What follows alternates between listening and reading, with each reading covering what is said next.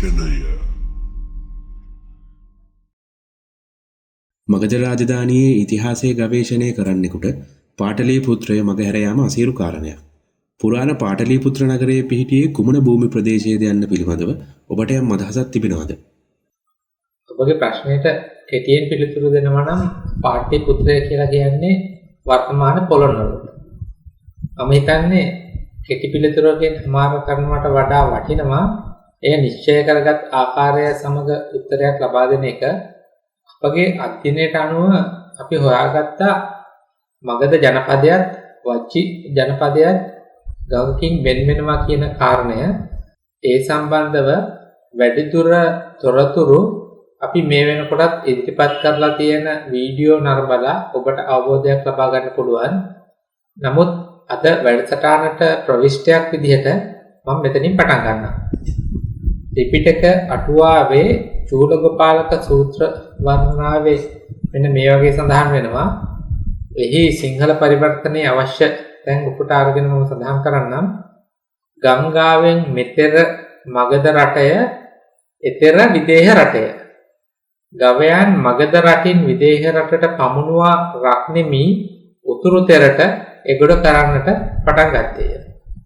මේ සම්බන්ධව කරපු අධ්‍යයනයෙන් අපි හොයාගත්තා මේ සඳහන් කරලා තියෙන්නේ අඹන් ගඟ කියන කාරණාව.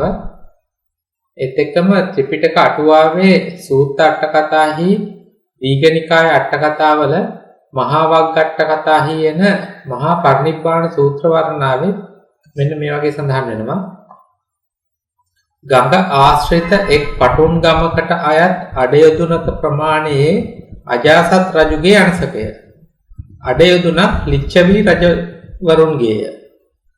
මෙහි වනාහි අනපවතින තැන යන අදහසයි. එහිද පර්වත පාදයෙන් බොහෝ වටිනා සුවඳ බඩු මතුවේ. මෙතන සඳහන් කරලා තියෙන්නේ අබන්ගඟ යුරට යාබදව පීඨා තියෙන පර්වතයක් පාමුල පීඨා තිබූ ස්ථානයක භාණ්ඩ ගොඩබා ඇති බව. එම ස්ථානය රජගහනුවරට වඩා වේසාලිපුරයට ළඟින් පිහිටි ස්ථානයක් බව ඒ අනුව අපට වැටහෙනවා. මෙතනදී තව විශේෂ කාරණයක් මතක් කරන්න ඕනේ. මෙහි සිංහල පරිවර්තනයේ සඳහන් කරලා තියෙන්නේ බොහෝ වටිනා සුවඳ බඩු මතුවේයි කියලා වුණාට පාලියෙන් සඳහන් කරලා තියෙන්නේ මහග්ග භණ්ඩං උතරති කියලා. එහි නිවැරදි අදහස ඊතා අනර්ග බඩු ගොඩබෑවා කියන අදහස. මේ ගොඩබාපු ස්ථානය ගැන සඳහනක් කරන්නම්. එම ස්ථානය පිහිටලා තියෙන්නේ වර්තමානයේදී ඔරුබැදි සියඹලාව ලෙස හඳුන්වන ප්‍රදේශයේ අබන් ගඟ යුරේ. ත්‍රිපිටක අටුවාවේ තවදුරටත් මේ විදිහට සඳහන් වෙනවා. ඒ අසා අද යමි හෙට යමි අජාසත්තගේ පිරිස සූදානම් වෙද්දී ලිච්ඡවි රජවරු සමගිව සතුටුව පළමුව ගොස් සියල්ල ගනිත්. අජාසත් පසුව අවුත් ඒ පුවත දැනගෙන කිපී යයි. ඔහු නැවතත් වර්ෂයක්ම එසේ කරත්. ඉක්බිති ඔහු බලවත් ලෙස කෝපයටපත් වූයේ එවිට මෙසේ කළේය. ඒ අනුව පැහැදිලි වෙනවා මේ ප්‍රදේශයට ගොඩබාන භාණ්ඩ සෑම විටම එම ස්ථානයට පළමුව පැමිණෙන වජ්ජීන් විසින් රැගෙන ගොස් ඇති බවත් ඉන් අජාසත් රජු කෝප වී ඇති බවත්. ඒ අනුව තමයි අඹන්ගඟ දිගේ වජ්ජි දේශයට භාණ්ඩ ලැබෙන්න කලින් මගධයට අයත් ප්‍රදේශයක කූට ભેදනයක් නිර්මාණය කරන්න අජාසත් රජතුමා තීරණය කරන්නේ. කූට ભેදනය කියලා කියන්නේ වෙලෙන්දන් Tamanගේ බඩු පොදි ලියන ස්ථානයට මගධ රටට අයත් වූ ප්‍රදේශයක ගංගා නදිය ආසන්නයේ බඩු පොදි ලියන ස්ථානයකට පිටලා තියෙන්නේ වර්තමාන පොළොන්නරුව ප්‍රදේශය.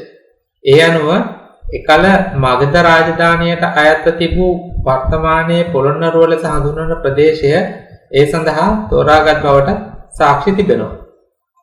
මුහුදේ සිට පරාක්‍රම සමුද්‍රයට නාවික ගමනාගමනයක් පැවති බවට සාක්ෂි තිබෙන බව නිදහස් පර්යේෂකයෙකු වන ඉන්දික මානවඩු මහතා ප්‍රසාද් කුමාර මහතා සමග කළ සාකච්ඡාවකදී පවසා තිබෙනවා.